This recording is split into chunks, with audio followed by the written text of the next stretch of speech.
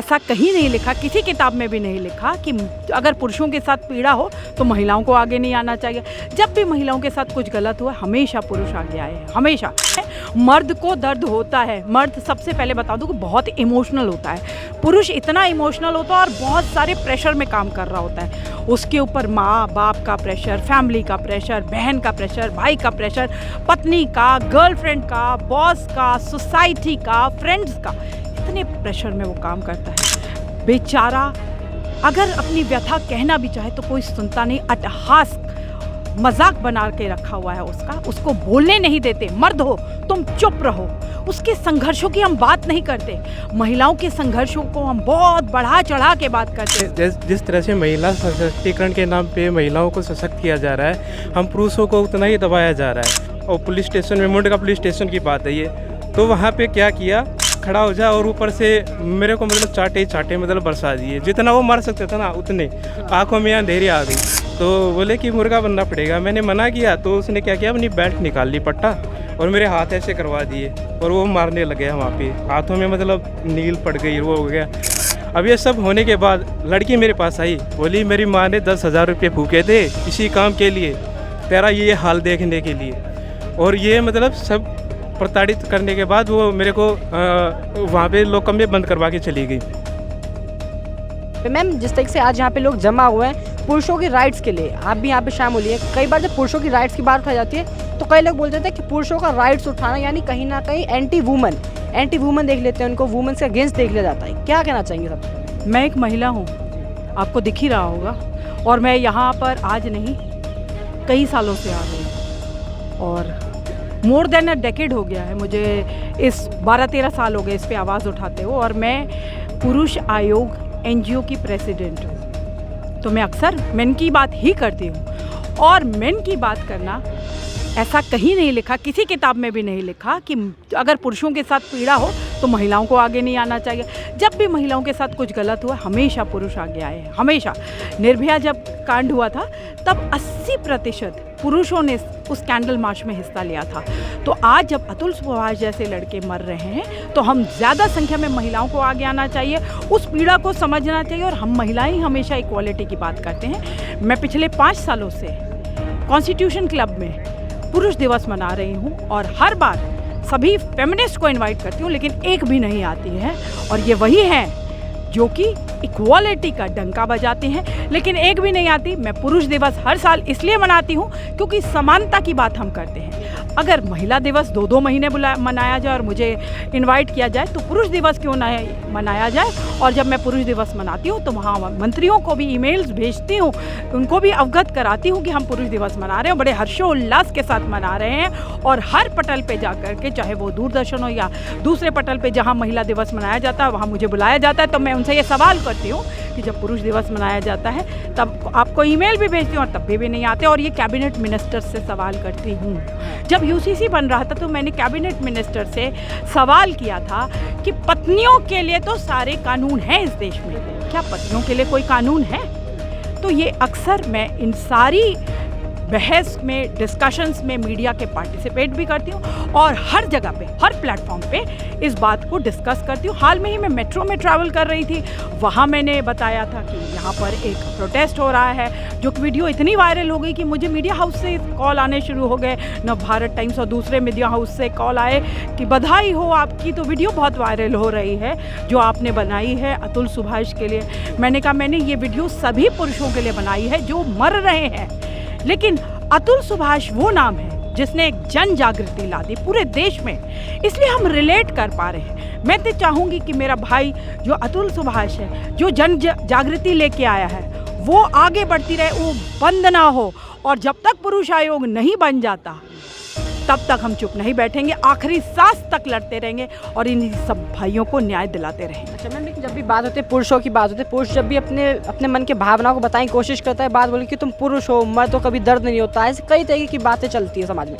क्या कहना चाहेंगे? इसको जो एक मानसिकता बनी हुई है कि पुरुषों को तो कोई दर्द नहीं होता, कोई बात नहीं, पुरुष रोते नहीं है, क्या कहना चाहेंगे? बिल्कुल इसी पर्सपेक्टिव को बदलने की हम कोशिश कर रहे हैं। मर्द को दर्द होता है, मर्द सबसे पहले बता दूं कि बहुत इमोशनल होता है। पुरुष इतना इमोशनल होता है और बहुत सारे प्रेशर में काम कर रहा होता है। उसके ऊपर माँ बाप का प्रेशर, फैमिली का प्रेशर, बहन का प्रेशर, भाई का प्रेशर, पत्नी का, गर्लफ्रेंड का, बॉस का, सोसाइटी का, फ्रेंड्स का, इतने प्रेशर में वो काम करता है बेचारा। अगर अपनी व्यथा कहना भी चाहे तो कोई सुनता नहीं, अट्टहास मजाक बना के रखा हुआ है उसका, उसको बोलने नहीं देते। मर्द हो तुम चुप रहो। उसके संघर्षों की हम बात नहीं करते, महिलाओं के संघर्षों को हम बहुत बढ़ा चढ़ा के बात करते हैं। पुरुष मर भी जाता है, पूरी एक वीडियो बनाता है फेसबुक पे, उसको लाइव मरना दिखाता है, तब भी हमारी संवेदनाएं उसके साथ नहीं होती।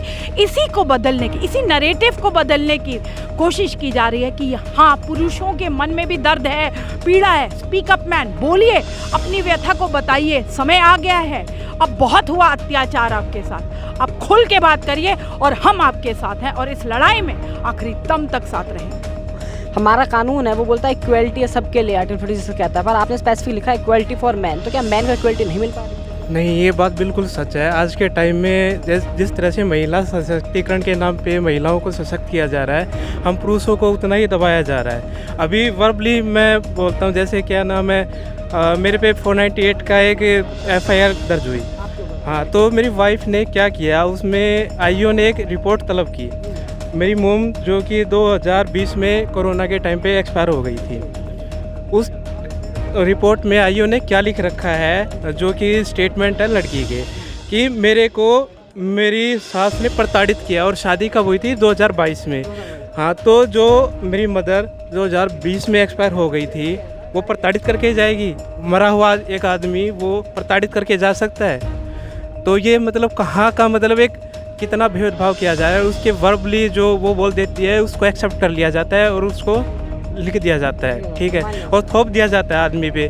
तो ये बताइए कि क्या उस आईओ को पहले एक बार ये सोचना नहीं चाहिए था कि जो एक्सपायर ही जो आदमी 2020 में हो गया, शादी के बाद में 2 साल बाद में कैसे वो वहाँ पे आके प्रताड़ित कर सकता है? महिलाओं की कंप्लेन को आंख बंद करके दर्ज कर लिया जाता है, जो भी बोल जाता है सही मान लिया जाता है। और ऊपर से उसमें मेरी सिस्टर और मेरी जीजा का नाम है। और जिस टाइम पे ये सब कुछ वाक़या हुआ, अब मेरी शादी सिर्फ 2 महीने टिकी थी। 2 महीने में उन्होंने मेरी शादी.com से हुई थी, तो उन्होंने काफ़ी कुछ छुपाया था। शादी के बाद से झगड़े स्टार्ट होने लगे थे। वो बोली कि मेरे घर नाम करा दो, तो मैंने बोला कि ये घर तो नाम नहीं हो सकता, पापा के नाम पे है। तो बोली कि मेरे पापा ने तो ये शादी ही घर देख के की थी, घर तो नाम करना ही पड़ेगा। तो मैंने मना किया, तो उसने मेरे पापा पे फॉल्स एलिगेशन लगा दिए। बोली कि पे मतलब मैं इतना परेशान हो गया था ये बातें सुन के। मैं उसको एक फ्लैट में लेके गया कि भाई यहाँ पे मेरे पापा की मतलब इतनी बेइज्जती कर दी है, अब मैं कैसे इसको मैं लड़ भी नहीं सकता था और रोज़ कलेश होता था। मैं शादी बचाने के उसमें था, प्रयास में मैं उसको लेके गया अलग से फ्लैट में। वहाँ पे उसने क्या किया, बिना बात के वो गाली गलौज तो करती थी, माँ बहन की गालियाँ वगैरह देना। और मेरे को ना रूम में लॉक कर दिया, और मतलब क्या बोली कि क्या नाम है, वो लड़ाई झगड़ा करने लग गई। उसके बाद उसने क्या किया, सिर अपना ना दीवार पे देके मार दिया और मेरे को लॉक कर दिया बाहर से, और वो चली गई।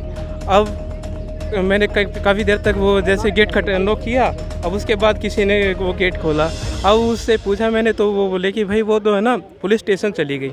पुलिस स्टेशन पे चली जाने के बाद मैंने 112 मतलब जो पुलिस वालों का नंबर है फ़ोन किया कि मेरी वाइफ नहीं मिल रही है। बोले कि है ना परेशान मत हो, आप जॉब पे जाओ, हम ढूंढ लेंगे। थोड़ी देर बाद उनका फ़ोन आता है कि है ना आप एक काम करो, पुलिस स्टेशन पे आ जाओ, यहाँ पेमेंट का पुलिस स्टेशन है, वहाँ पे आ जाओ, आईओ से मिलो।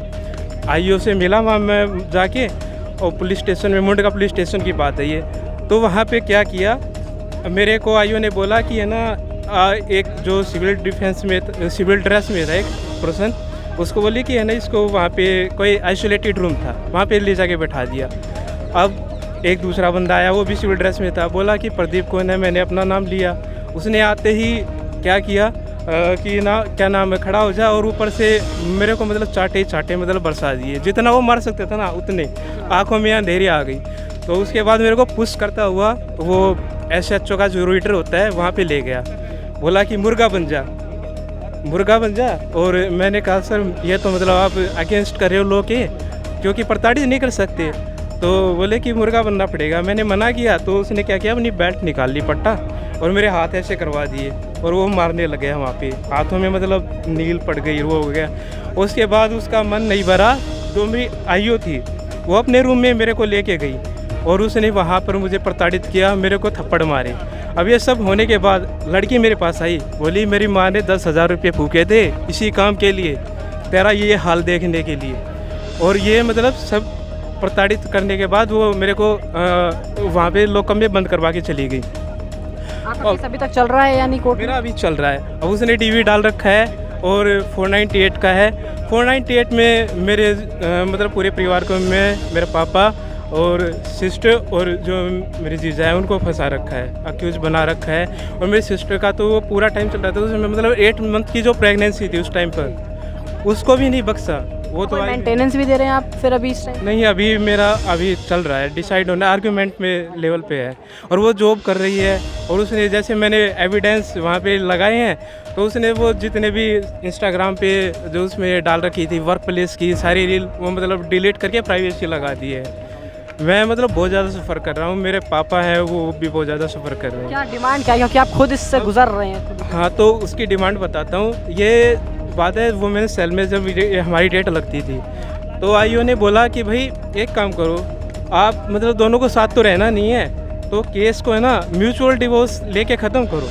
तो लड़की ने स्पष्ट ये कहा कि मेरे को म्यूचुअल डिवोर्स नहीं लेना, उसमें मेरे को क्या मिलेगा, क्या है ना, मेरे को इसके ऊपर केस ठोकना है और रुपये ऐठने।